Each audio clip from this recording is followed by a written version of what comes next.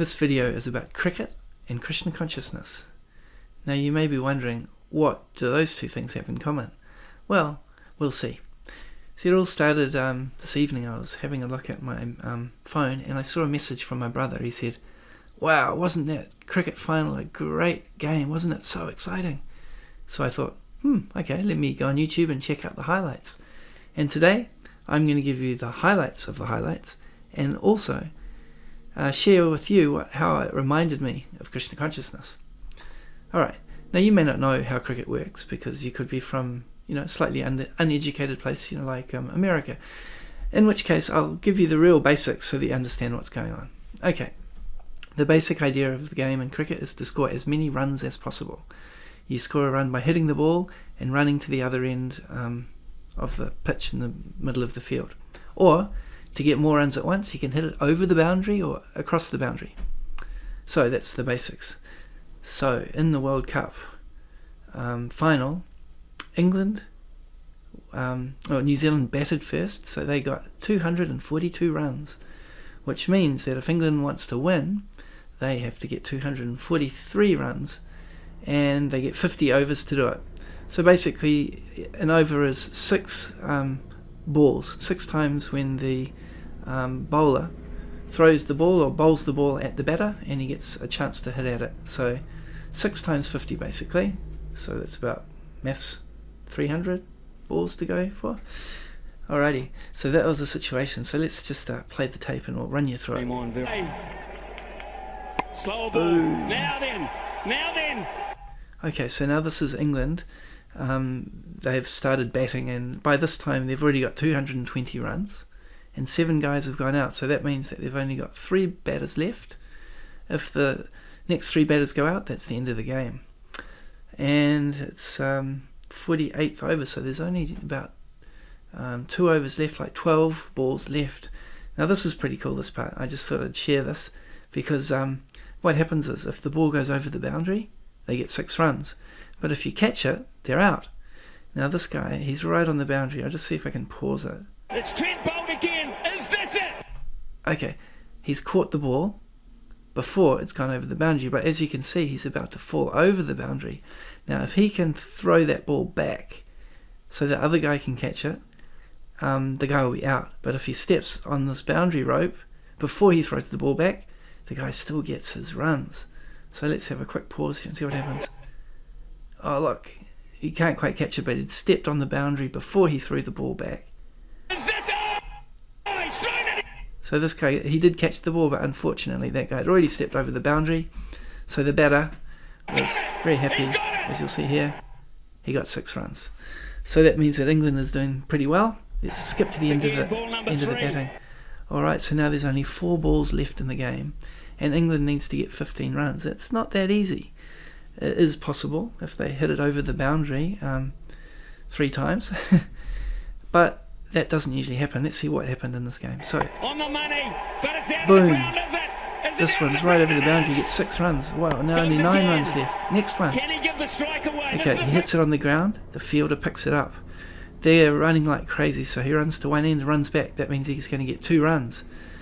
But let's see. He throws the ball.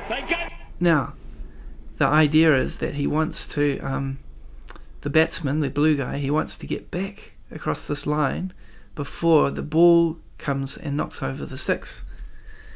And so let's see what happens now. You can see here's the ball here, and here's the batsman. And as he comes in, it hits his bat. The ball goes all the way across the boundary. So he got 2 runs from his actual running, and he got an extra 4 runs when it hit the boundary. So now, with 3 runs, 3 balls to go, they had to get 9 runs, and then they got 6 in that unusual way. So now there's only 2 balls left. They've got 3 runs to get. So exciting. Down the ground. So then it runs down, and they throw the ball back, and boom. He hit the sticks before the batsman came back across the line. See, there's the line. The batsman's come here. He's already knocked over the stumps. So they were able to get 1 run for running the first direction, but when they came back, they didn't get the second run. So now let's see what the story is. 1 ball to go. 1 ball to go, and they have to get 1 run to tie, 2 runs to win. So let's have a look what happens. Here we go. Could have thrown it at Stokes' end. So now, here we go. 2 balls needed to win, 1 ball to go. So they hit the ball. He runs. Okay. Boom. So now they've tied. Both teams have got the same score. Now if the English team can get back, they win. Let's see what happens. New Zealand guy, you see the lights? He knocked the stumps over before the batsman got in.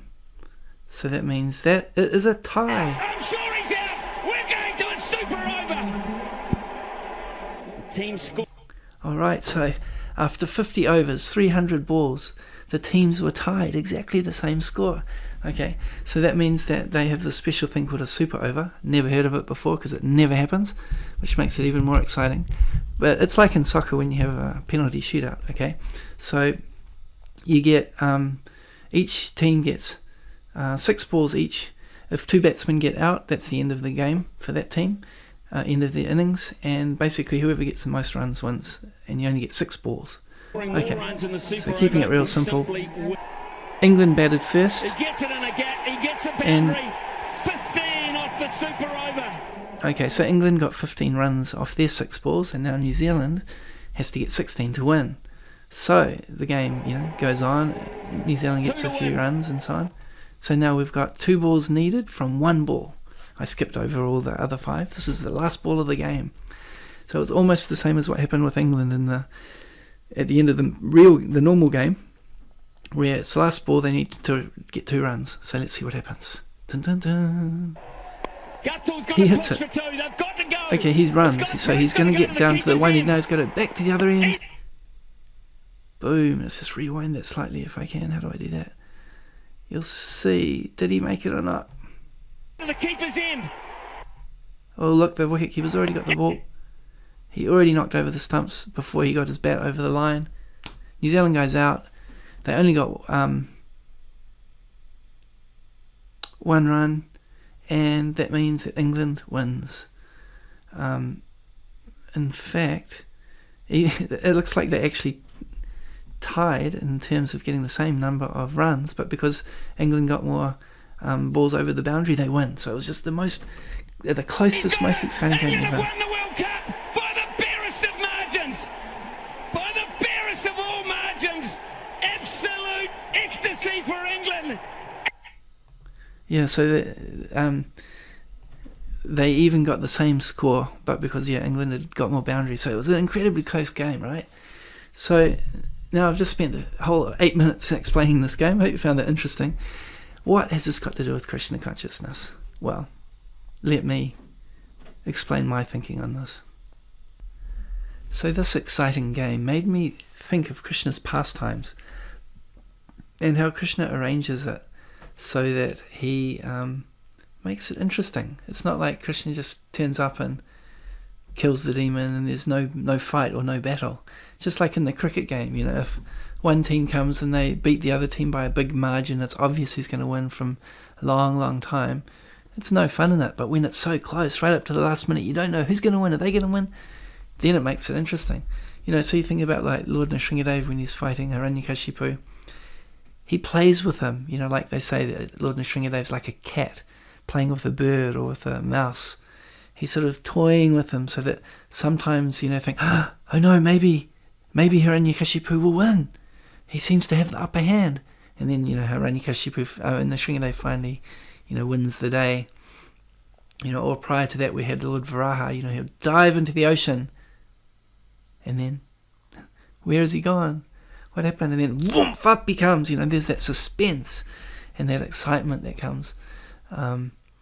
We also have, in the Ramayana, so many dramas happen with Lord Ram. Ravana kidnapped Sita. Before that there was even more dramas, but the main essence is that Ravana stole Sita. So much anxiety, so many different obstacles came in the way. Why? Krishna, or Lord Ram, he's a supreme personality. Can't he just knock away the obstacles? Yeah, but where's the fun in that, right?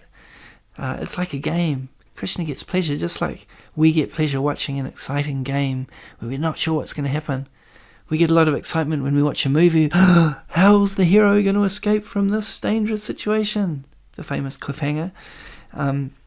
So Krishna arranges his pastimes just like that.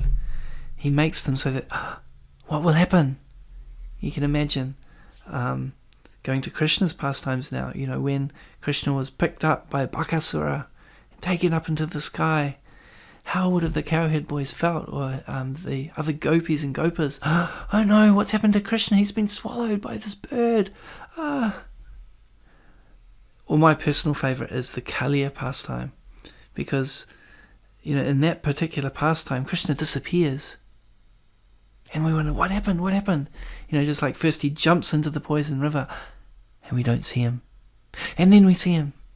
And then he's fighting with Kaliya, and then he gets lost inside the arms of Kaliya. And then he comes back out again. The arms or the heads or whatever. He disappears. And we wonder, what happened to him? And then we see he's victorious in the end. And those reverses, those obstacles, those challenges are what makes it so exciting. So maybe I'm just trying to justify getting excited about a game of cricket. Probably. But in any case, we can see how Krishna has arranged his pastimes in such an awesome way to make them super exciting. We don't need to watch cricket games. Krishna's pastimes are way more exciting. But if we do see something like this, like a cricket game, and we can see the excitement, we can see where it originates from. So I hope that helps you, and I hope that helps you to see Krishna and different things that you might come across. And also, I hope that it sparks remembrance of Krishna's pastimes and gives you a deeper appreciation for the awesomeness of Krishna and his wonderful pastimes. Hare Krishna.